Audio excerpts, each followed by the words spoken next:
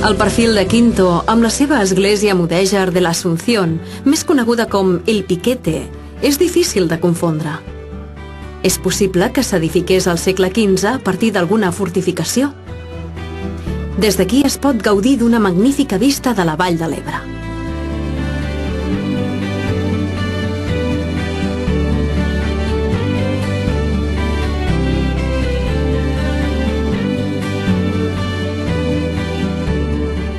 A Velilla de Ebro destaca l'assentament romà aixecat sobre la ciutat indígena de Kielce o Celse, molt aviat transformada en colònia pel triumvir lèpid, pel qual el seu nom va ser Colonia Victrix Iulia Lepida.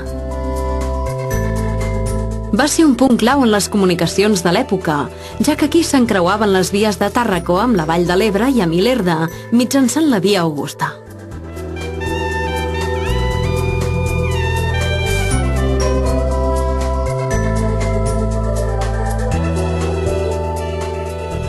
A Velilla, a més de l'església de l'Asunción, sobresurt l'ermita de Sant Nicolàs, perquè el seu campanar acollia la famosa campana de Velilla.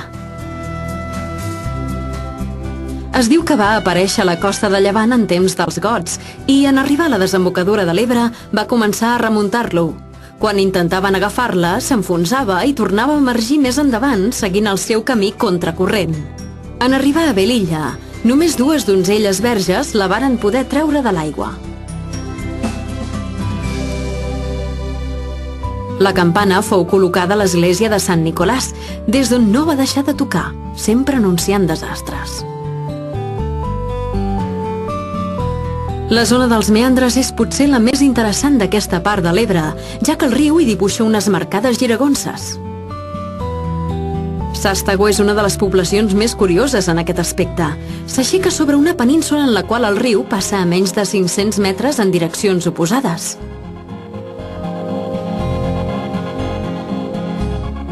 No gaire lluny hi ha el monestir de Nuestra Senyora de Rueda, que des de la seva fundació l'any 1202 i fins al 1835 va mantenir una comunitat cistercenca que senyorejava sobre moltes poblacions de la comarca. El monestir integra un dels conjunts hidràulics més rellevants de la península. Es compon d'un assut que deriva l'aigua fins a la sínia recentment recuperada. Amb els seus més de 16 metres de diàmetre, és la sínia de riu més gran d'Europa. Enganxat a la seva estructura, un molí renaixentista conté la turbina més antiga que es coneix. No hi ha cap mena de dubte que pocs llocs poden oferir tant en tan poc espai.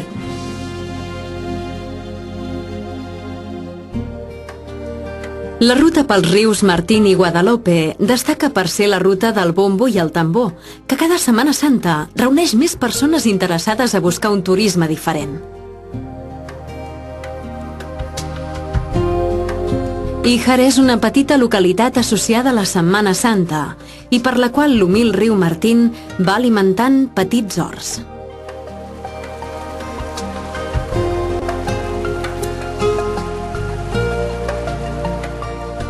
El Balate de l'Arzobispo gaudeix d'un casc urbà catalogat com a conjunt històrico-artístic, amb carrerons estrets i coronats pel castell Palau Episcopal.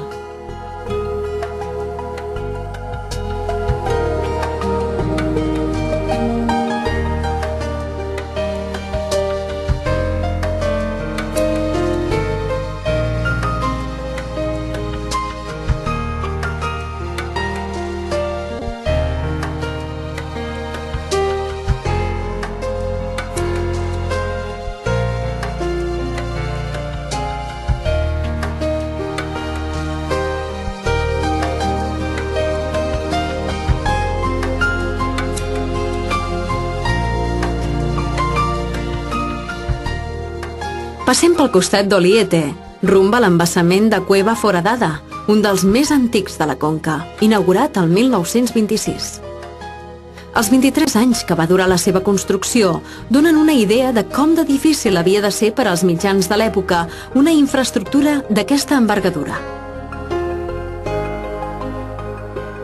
Busquem ara el riu Guadalope.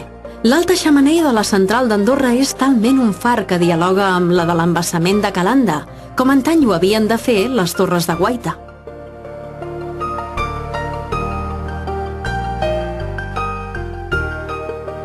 Calanda és mundialment coneguda per ser el lloc que va veure néixer Luis Buñuel i per la seva famosíssima Setmana Santa de bombos i tambors, la qual cada any atrau més gent que es deleix per contemplar aquesta singular manifestació religiosa. Aigües avall, el Guadalope abraça gairebé les 3/4 parts del Canyís, ciutat coronada pel seu antic castell de l'Orde de Calatrava, construït a partir del segle XII i avui parador nacional. L'immens volum de la col·legiata construïda sobre l'antiga parròquia gòtica de Santa Maria la Mayor rivalitza en volum amb el castell i gairebé amb el Pilar de Saragossa, amb la qual comparteix més d'una similitud, ja que el seu autor, Domingo de Yarza, també va treballar en la catedral saragossana. Tampoc no s'ha de perdre el viatger la visita a l'oficina de turisme subterrània, allotjada en el que va ser la nevera on es venia el gel fins fa poc més d'un segle.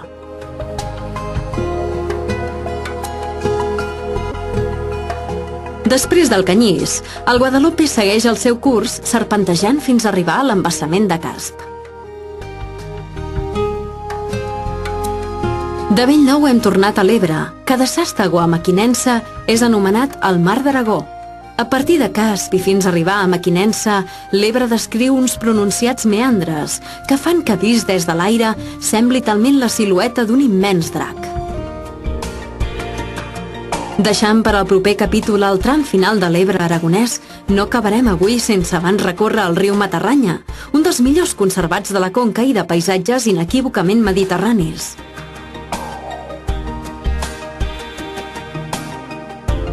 Més d'una vegada s'ha anomenat bona part de la seva petita conca la Toscana espanyola.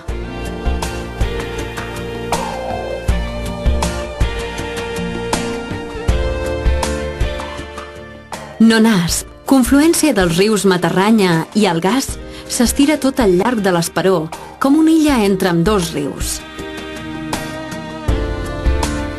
El Matarranya es caracteritza per l'interès del seu entorn natural. Volarem fins a Beseit, on remuntarem els darrers quilòmetres del riu des de la fàbrica del Pont Nou, al costat del pont del qual agafa el nom.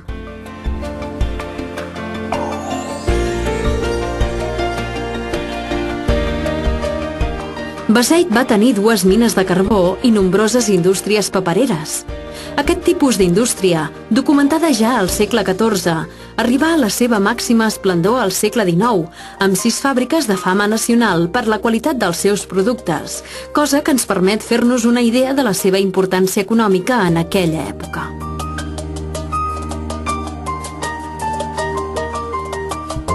Pugem pel riu Pena, ja que el seu embassament és l'únic que regula el Matarranya. Les seves obres començaren el 1908, però no fou inaugurat fins al 1930. Bona part de l'aigua que es veu en aquest embassament no procedeix del riu Pena, sinó del Matarranya, que l'alimenta a través d'un transvasament que no era previst en la seva època de construcció. Malgrat tot, la gran activitat càrstica, unida a unes aportacions anuals de tan sols 350 mil·lilitres de pluja, feia inviable l'embassament si no es disposava d'aportacions suplementàries.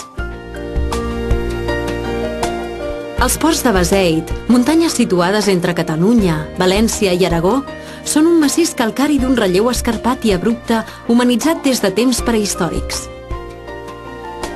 En aquest preciós entorn, declarat parc natural i que s'ofereix al visitant com un espai natural espectacular i ple de vida salvatge, finalitza aquest quart capítol en l'espera dels darrers camins d'aigua que acompanyen l'Ebre, els pirinencs Cinca i Segre.